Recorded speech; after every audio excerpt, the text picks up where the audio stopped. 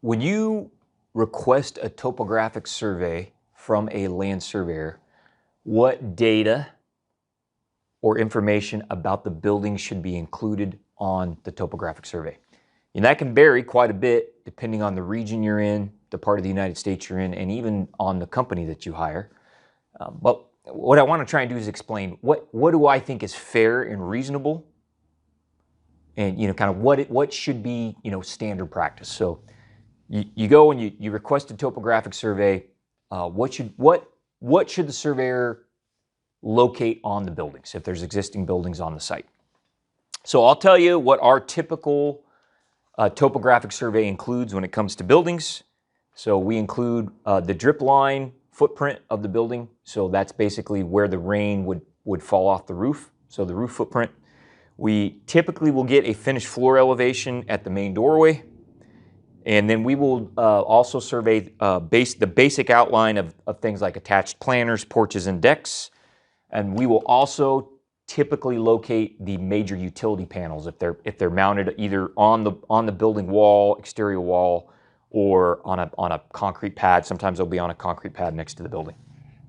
Okay, so what are some things that are typical, in air quotes, our typical topographic survey would not include?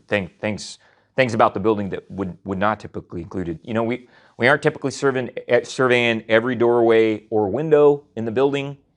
We're not surveying attached fixtures like lights, gutter downspouts, electrical outlets, signs, awnings. We're not going to pick up on our typical topo. We're not going to pick up a bunch of structural detail if you've got a building that's on piers or columns, for example.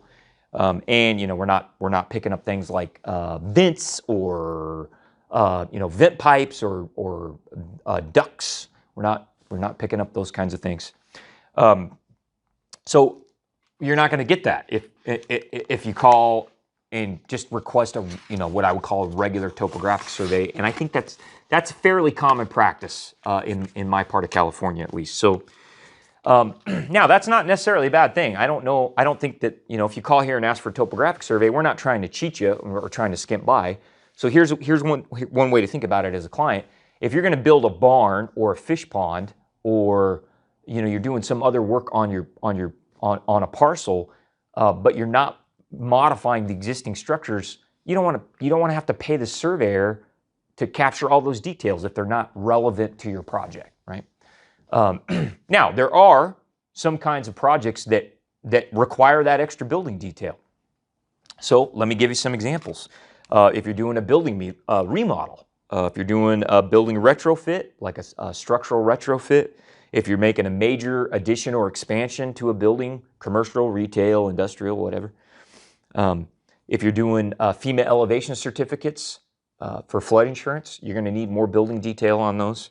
A lot of times if we're working with a landscape architect and they're redoing the landscape architecture around a building, they'll want more building details. And then sometimes, depending on where you're at, if you're doing parking lot or sidewalk design, the design team's going to want more information on the building because they're trying to interface those new sidewalks and parking areas into the existing buildings. So in those situations, you do need more building detail. A building drip line and a finished floor isn't going to be sufficient. So how do you make sure then, as a client, a project owner or a design professional, how do you make sure that you get the building data you need when you ask a land surveyor for a topographic survey? How do you make sure that it has what you need? The first thing you need to do is have a conversation with the land surveyor that you're going to hire. Talk to them about what your project is and talk to them about the kind of information that you need on the buildings.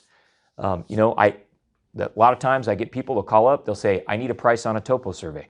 Okay, and a lot of times they'll say, it's 2 acres. Okay, that's not enough information, right? I need to know what are you trying to do with the topographic survey? What's your end goal? Because then I can recommend, right, the right basket of services to make sure that you get what you need from the topographic survey. So have a conversation with the land surveyor about what you're trying to do.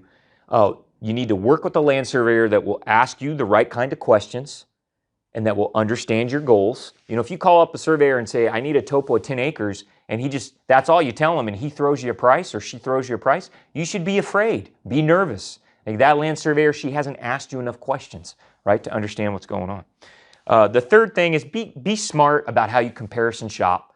I don't have a problem with comparison shopping, but you have to be smart about it, right? You're not calling a land surveyor to buy a box of Cheerios, right? This is a complicated product that we're going to provide you. And if you just, all you're looking at is the bottom line price, you're going to find a surveyor that will cut corners and not get you the information you need on the buildings or utilities or other things. And then you're going to end up spending more money in the long run. You're going to spend more money than if you'd have hired a good surveyor. And so you got to make sure if you're going to comparison shop prices for topographic surveys, that the surveyors are giving you the same kind of topographic survey. And that includes, the information that they're giving you on the buildings. And then finally, once you've worked with the land surveyor to determine what information needs to be collected on the buildings, what data needs to be collected during the topographic survey, have that written down in your scope of services. So we'll put that in our scope of services. We'll have a task for topographic survey if we're doing that as part of your project. And we're going to spell out in there, bulleted list, what's going to be included in the topographic survey. Make sure that you have the building details included. Now, at my company, we even have we got 3 or 4 different diagrams with some example building facades, and you can pick what level of building survey you want, and we tell you what kind of building features in the photos are included in the different type of building survey you want. So we tried to make it easy for the clients in that way. So not all topographic surveys are created equally, and depending on who you hire and the conversations you have during that selection process, you could get really different amounts of data on existing structures or buildings as part of a topographic survey. So be smart about it and understand what you need on the existing structures, what data needs to be included, and make sure that your land surveyor understands that.